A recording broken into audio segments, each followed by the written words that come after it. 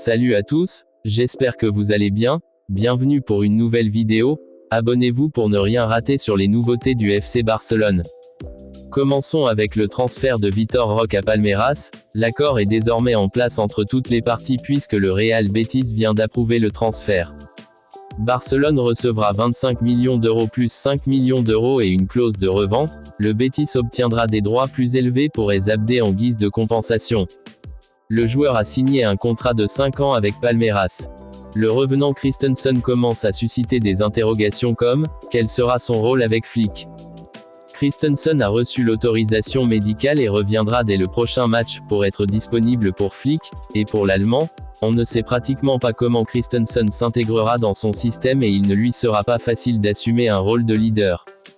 D'abord parce que la concurrence est rude tant au poste de défenseur central, son poste naturel, qu'au poste de pivot défensif, où il a évolué la dernière phase de la saison dernière.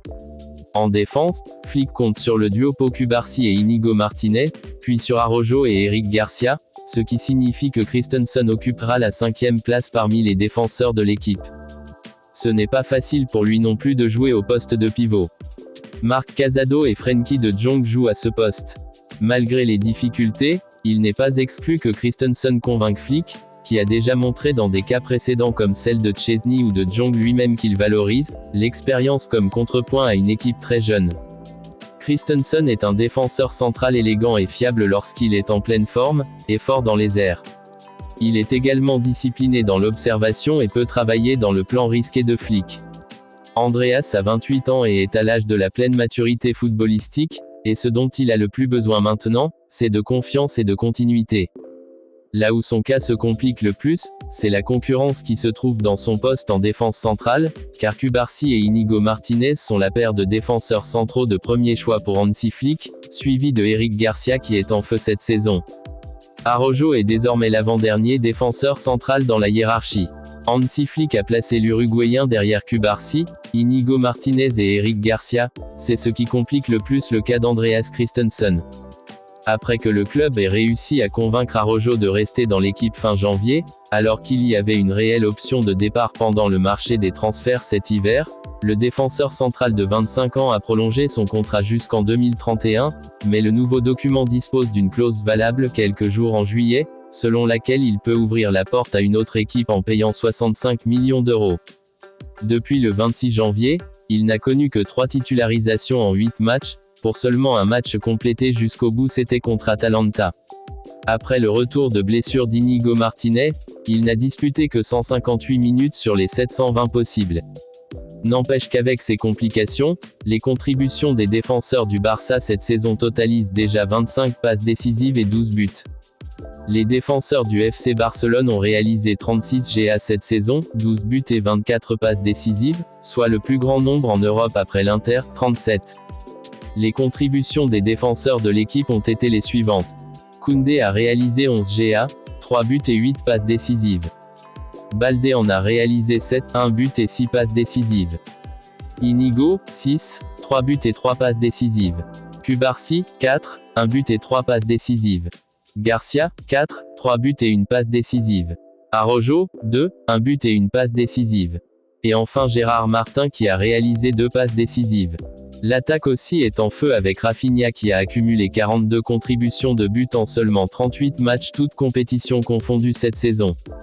Lamine Yamal a déjà dépassé son total de minutes de la saison dernière, 3385, atteignant 3498 avec encore plus de 3 mois à jouer.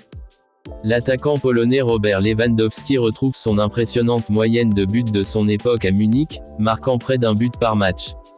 Après son but contre l'Atlético de Madrid, il a atteint 33 buts en 36 matchs, une moyenne de 0,92 buts par match, ce qui est très proche de son niveau à son apogée avec le Bayern Munich. Lors de sa meilleure saison avec le Bayern 2019-2020, il a marqué 55 buts en 47 matchs, soit une moyenne de 1,17 buts par match. La saison suivante 2020-2021, il inscrit 48 buts en 40 matchs à un rythme de 1,2 buts par match, également sous la houlette de Hansi Flick, l'actuel entraîneur de Barcelone. Au total, Lewandowski a marqué 344 buts en 375 matchs pour le Bayern Munich, ce qui lui donne une moyenne de 0,92 buts par match, la même moyenne qu'il atteint cette saison avec Barcelone. Ce qui fait d'eux le meilleur trio offensif des 10 meilleurs championnats européens. Barcelone recherche activement un gardien de but pour concurrencer Ter Stegen pour la place de titulaire. Il recherche un joueur avec les caractéristiques suivantes. Un jeune talentueux très grand, au moins 1,90 m, qui a une grande envergure et une expérience décente au plus haut niveau. Il y a aussi un autre détail important, le club ne veut pas que l'élu soit nécessairement exceptionnel balle au pied. La priorité principale est qu'il ait une forte capacité d'arrêt des tirs. Le gardien qui intéresse le plus à Barcelone est Johan Garcia, peu importe ce qui se passe avec Ter Stegen et Szczęsny. Son agent est Juanma Lopez, le même agent qu'Olmo, et le club lui a dit de ne pas déménager dans un autre club sans en informer Barcelone afin d'éventuellement égaler l'offre. Le club a des rapports très positifs à son sujet. Sa clause libératoire est de 25 millions d'euros et diminuera si l'Espagnol est relégué. Deco veut renouveler le contrat de Szczęsny pour une année supplémentaire afin qu'il puisse être le remplaçant de Ter Stegen lorsque l'Allemand reviendra. Barcelone s'est mis d'accord avec Lewandowski et Inigo Martinez sur les termes généraux d'un renouvellement.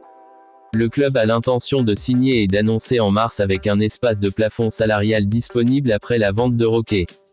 Le FC Barcelone a aussi contacté Frenkie de Jong pour discuter de son avenir. Le joueur souhaite renouveler son contrat avec le club. Les négociations débuteront à la fin de la saison. Flick a demandé à Deco de recruter un arrière latéral de haut niveau capable de jouer à droite et à gauche. Le club fera tout son possible pour le recruter. L'attaquant de l'Atlético Madrid, Julián Álvarez, fait l'objet de l'intérêt de Barcelone et ils envisagent une tentative de le signer cet été. Barcelone et le Bayern Munich gardent un œil sur la forme de Marcus Rashford à Aston Villa en prévision d'un éventuel transfert estival. Des discussions ont lieu entre le Barça, Pini Zahavi et l'entourage de Neymar Jr. pour un retour au club cet été. Zahavi et Laporta entretiennent une relation étroite, et Neymar veut revenir au FC Barcelone cet été. Les premiers contacts entre son agent, Zahavi, et Laporta ont déjà eu lieu. Leur relation est excellente sachant que Zahavi est également l'agent de Flick.